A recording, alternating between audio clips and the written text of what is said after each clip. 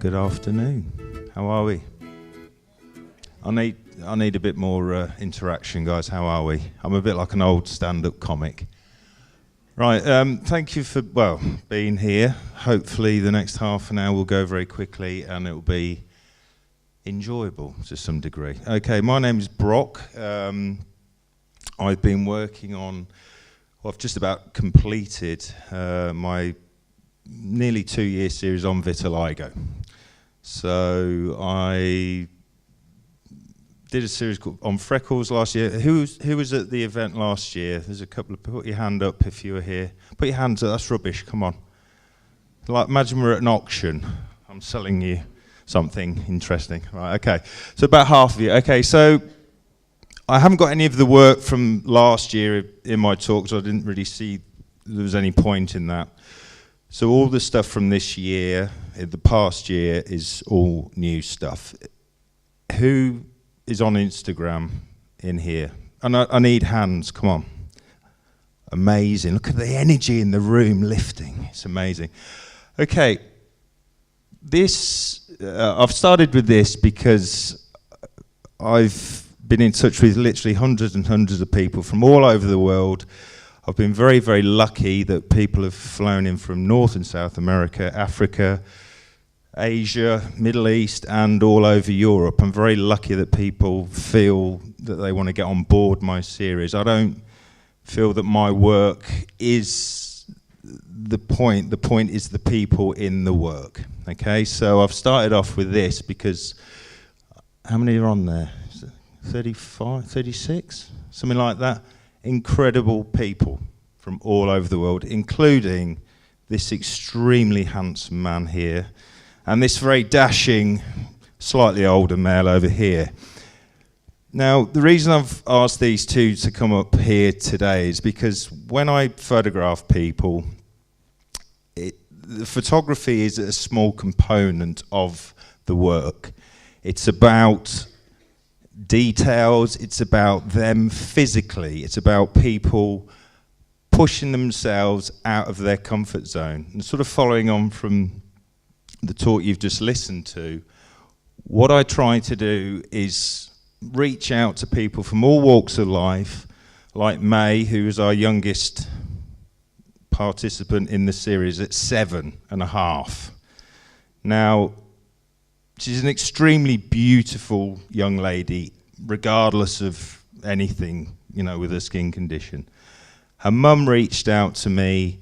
In fact, I reached out to her mother. I followed the Vitiligo hashtag on Instagram.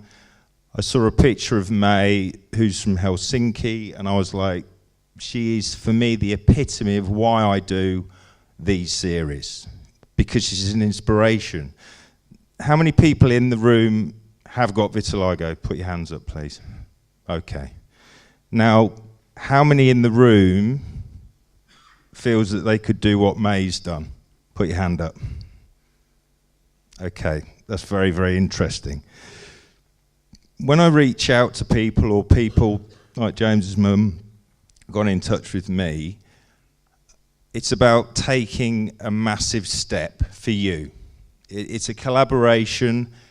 The end result is not the whole thing. The whole thing for me is the journey for the people moving in the right positive way, okay? May had never done any kind of photography before. She spoke fluent English, Thai, Finn, she was just this incredible child. And I think for any of you in this room with vitiligo who maybe doesn't see themselves in a positive way, take some stock from this child, because she's really why we do the work. This is Reuben, who's Ghanaian, but he's from Italy, but lives in Stoke-on-Trent, of all places. He showed me his hometown in Italy. And if there's anyone from Stoke here, I do apologise. My sister studied there, and I'm still quite scarred from my visits to Stoke, but an incredible human being. Now, there's people, he was 6'10", most incredible body, didn't do any exercise, had a six-pack, a bit like you. James is getting there. But when Reuben came over, extremely nice guy, he's never allowed his face, his skin condition to hold him back. He's very, very confident. And the reason that I agreed to come back and talk today, because I'm literally wrapping this series up, I've got 3 people left to shoot, is that the people in the room who have the condition, a lot more hands went up to the first question to people actually saying, yes, I would be shot.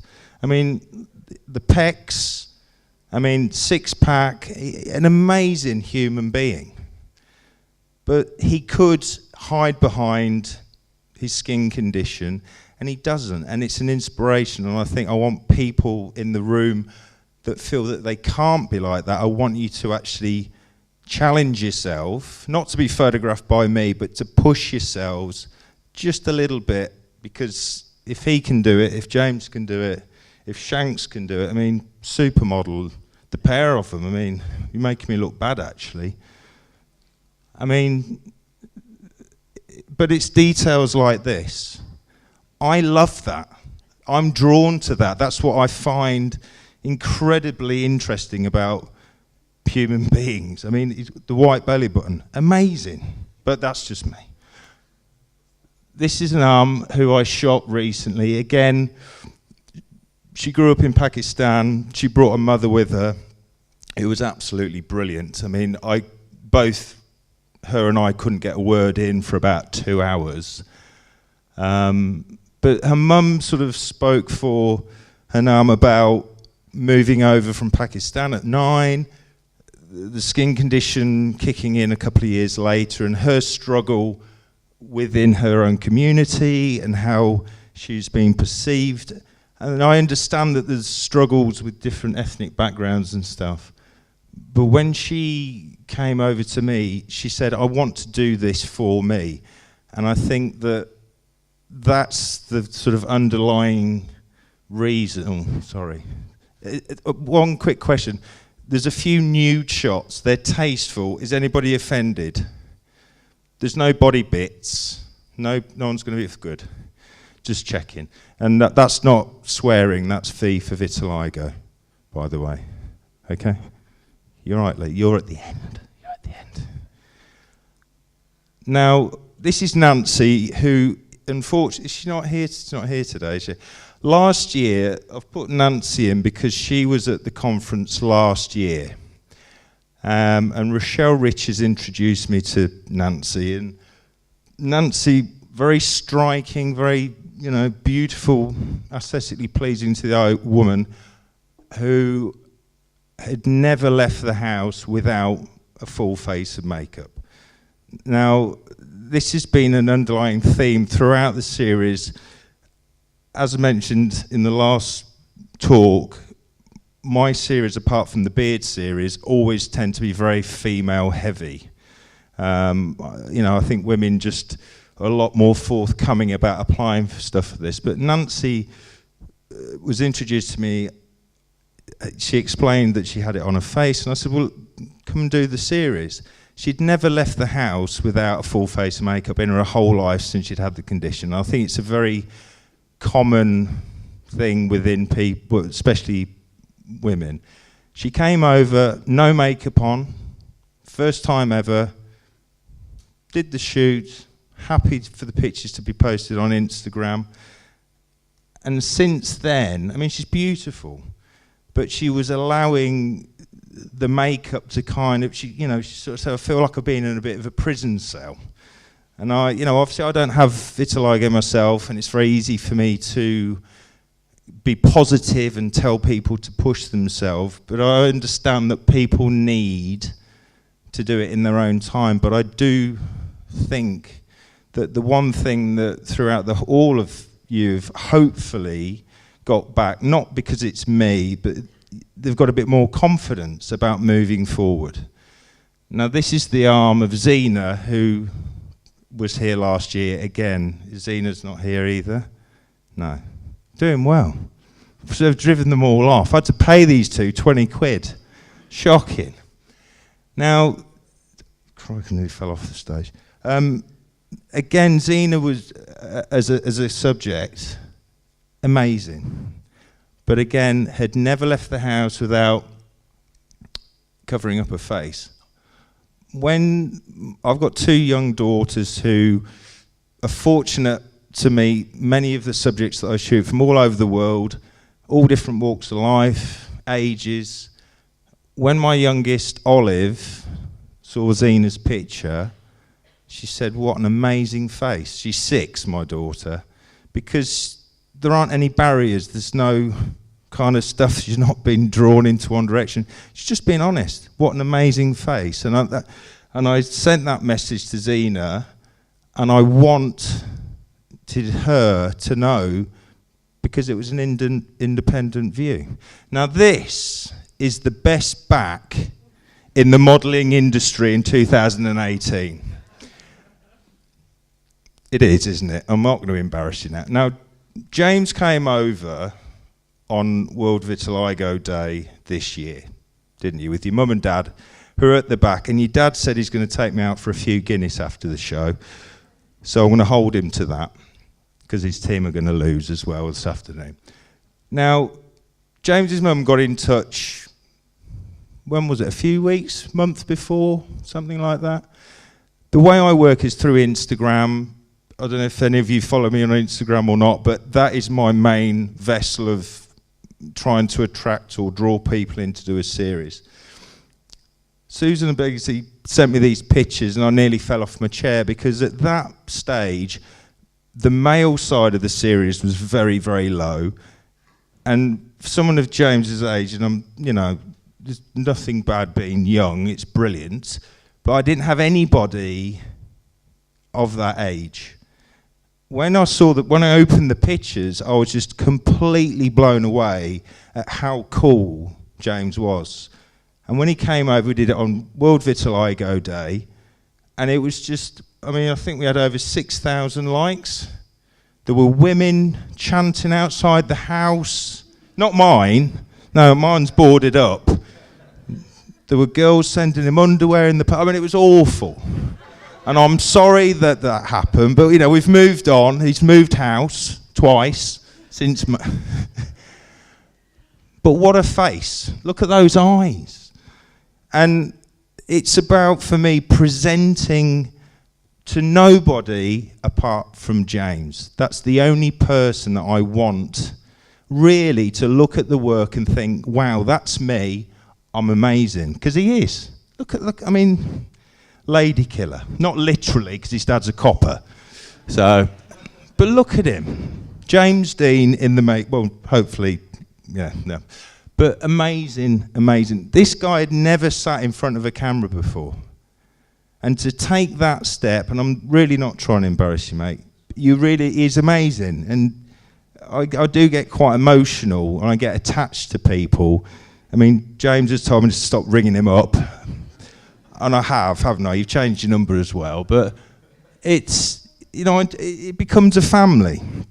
Now, obviously, as you all well know, vitiligo can be all over the body, okay? This is where we start getting to a few body shots now.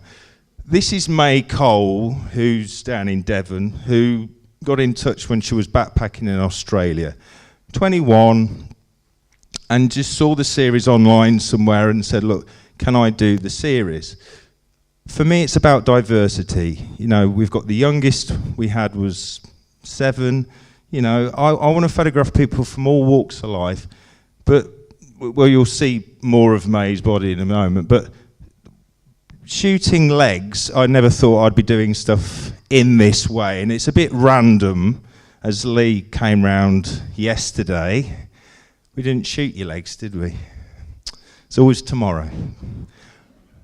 But it's about trying, for me, having a bit of fun with it as well. Right. Amazing face.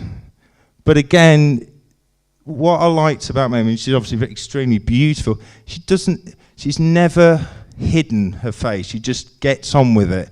And I find that very inspiring. And this is why the people I've picked for today's talk, because a lot of them are either taking a risk or they don't care, they just move forward. I mean, I never thought I'd be photographing people's armpits as well, which again is quite challenging. Can I just say that most of these people, they are actually wearing clothes. It's just the way that we're shooting everything. Your head is probably not in the best position there, James. Unbelievable. You've had one job, just to sit on stage and you put your head there. Shock. Right, don't even, just duck down. No, seriously. I've never shot nudes before, and I'll be perfectly honest, the first few that I shot I was a little uncomfortable with, and it's all very tastefully done. Mr. Lee Thomas, well, I mean, you weren't naked when we were shooting. I was completely naked, but and I apologise, I just got lost in the moment. And you saw my book, you said, you know. But there are some people that I photographed who expressed interest that they wanted to be shot naked because they wanted to celebrate how they look. I'm just going to go back. Because obviously certain body parts, you know, the condition is what the condition is. But she's incredibly beautiful. And I had a lot of emails from people saying, I'm looking at her, I'm not looking at her skin. And that, for me, that's what I want. I want people to see the person, not the condition. This is Leroy, who, again, extremely graphic shot. He brought his kids over with him when I photographed him. And, you know, he's always sort of, he hasn't hidden his face, but he's kind of, at times, allowed it to direct him in the wrong direction. When he turned up, I'm always like a kid in a sweet shop when I photograph people, and the more graphic the subject is, the more excited I kind of get. I mean, for me, this was an extremely powerful image. When Leroy turned up, because I always ask people to send in reference shots, so I have an idea of where the condition is on the body. I mean, I'm kind of speechless because I mean, when he sat down, he was quite guarded, like a lot of people are. But I'm kind of, as I am now, I'm like this when I'm photographing. I mean, when Lee and I keep referring to you, it's only because you're on the front row. We have a laugh. We had a laugh, didn't we? Yeah. I mean, when I put my clothes back on, it was better, wasn't it? Yeah. But you can see the difference from when I started with that. All right, I want that impact, I want that intensity in the shot. But once he loosened up, for me, that's him showing himself. Now, this is JD, who's Colombian, but he lives in Madrid. Now, JD got in touch after he saw the next nude picture, one after him. He got in touch and he said, look, I've seen that, it's inspired me, I want to do a nude. You know, he flew over with like a work colleague, the dentists, and you know, he was so driven to do it, and I'm kind of proud that he's wanting to do that. Who would do a nude in here? Put your hand up, apart from Lee. It's shocking. Who would, seriously, who would do a nude? Not with me. I mean, if it wasn't me, everyone puts their hands up. But it's, I mean, this is all because I have to be very, very careful and considered and delicate in the way that I do my work. But again, incredible subject matter for me. You people make me look better, especially this one here. You fall asleep. Keep your head down, all right? Don't look. That's all right. Don't sit here or stand up there, okay? Just stay there. But again, JD just embraced it, and I think if you take one thing from my long-winded talk is I want you to leave here seeing yourself in a much more positive way. This is Padmini, who is Indian descent but is from the Netherlands.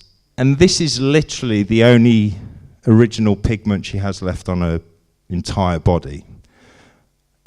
Extremely striking woman, very powerful image because of her, but her skin glowed. It was just incredible, beautiful, and she's doing talks like Lee is, she's doing conferences and trying to raise awareness and get people to look at her and take some inspiration from that, because she's incredible, absolutely beautiful.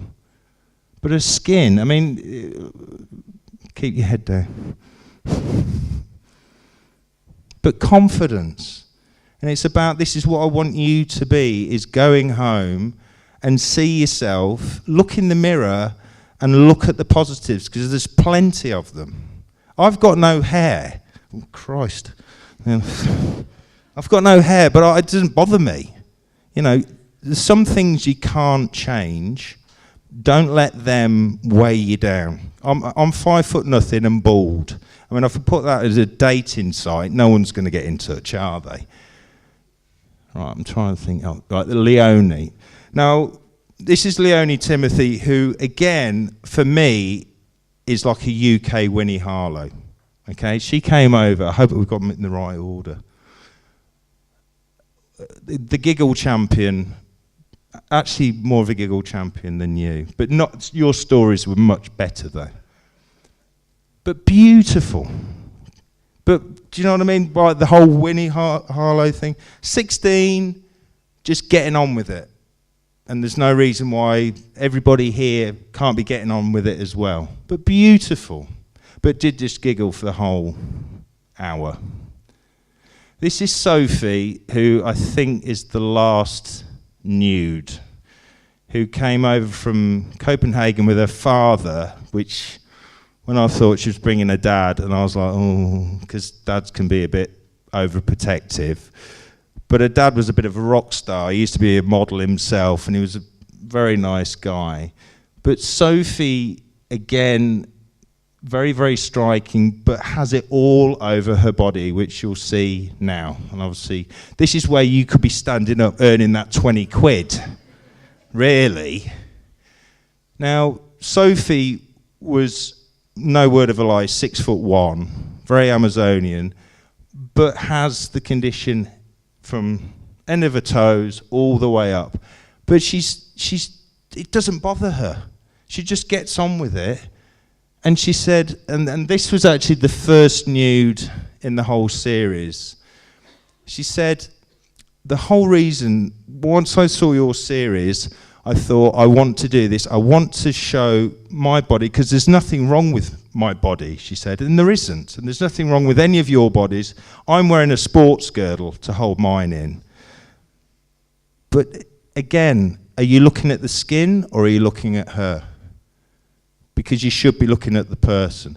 This ugly old booter. Now, when Shanks came, when did we shoot? Was it? No. Obviously made an impression. He's got no idea when we shot. But when Shanks came over, we had a really good chat, didn't we? And I like to speak. There's a few people in the audience that I've photographed, had the pleasant time shooting them. And when you came over, you'd sort of said to me that you'd sort of covered your face at work, and I think one day you'd gone out on the lash, or you didn't wear cover up, or it was basically drunk. No, but since you've let go of that, he's doing photo shoots. You're probably getting a lot of fan mail. I just get abusive mail for my bank manager. But he's a great looking guy. But again, I'm looking at the pectorals, the strong shoulders, the great jawline. Seeing the person. That was my screensaver for 3 weeks until my wife threatened to divorce me if I didn't take it. But I've got it on my other phone. I've got another one. But it's powerful imagery, and it's positive. Is anybody getting anything positive from this? Not from my drolly whinging. Put a hand up who hasn't fallen asleep yet. 3 people, 7 people. this is Mary, who came over from the States with her brother. Mary and her brother are studying Italian in Italy, funnily enough. And her mum and dad, they're from Costa Rica. And they came over, and I found Mary through Instagram and reached out to her. And she said, well, I'm actually studying in Italy. My parents are coming over to collect us. We'll stop off in London on the way back to the States. Now, when I see people, I'm a bit like a dog with a bone. I have to try and photograph them if it's feasible. Now, this is one of my top 5 images in the whole series. We've done 61 now, because A, she's extremely beautiful. She looks really happy and content. But when she turned up, she had her hair over her face, her glasses, she kind of shuffled in, kind of like this, offered her hand. Just humour me, James. You're earning that 20 quid, mate, come on. And she's all like this, she's all, bashful, which I understand a lot of people, especially younger subject matters. And we sat down and we had some coffee and pastries in the kitchen. And I said, take your hair off your face, take your glasses off, show me your face, because it's beautiful. Because she was just hiding and she was sort of shuffling around. And that's what we got. Now this is Julian, who I was really hoping was going to be here today. Julian got vitiligo at the age of 50. Now, I don't know how many of you in the audience have got it later in life, but basically Julian was on a sabbatical from work with his wife, got really badly sunburnt in Sri Lanka, and it triggered the condition on his face. Now, he's only had vitiligo for 11 months, right? And he got in touch because he'd seen one of the messages Natalie and Simon had kindly put on the website, and he said, I can either cover it up and pretend it's not happening, or I can face it, face on, excuse the pun, because it's on my face, and just get on with it. And I thought, at that age, to have something different, curveball thrown at you, it was just such a positive attitude.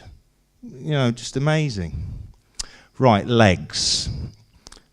We should have shot your legs yesterday. You'll have to do it next time you come back. Now, it's a bit random, as most of the thoughts that go around in my head. How long have we got? 5 minutes. Because I wanted to I'm a portrait photographer, so I shoot head and shoulders. But when I took this series on, I wanted to challenge myself and push myself, not from a technical point of view, but from the way that I orchestrate the work, the way I attack the work, the way I interact with the subject matters. And this lady here, Natasha Olsen, came over with her husband and her 2 daughters, and her youngest daughter has got vitiligo. She's 8. And Natasha got in touch, and she sent me, and it wasn't an email, it was a letter. It was like a letter. And she just poured her heart out to me, sort of saying, I've had this for over 30 years, and I've just found out in the last few months that my youngest daughter is starting to get a few little spots around her eyes, and I want to do this to inspire them to just get on with it.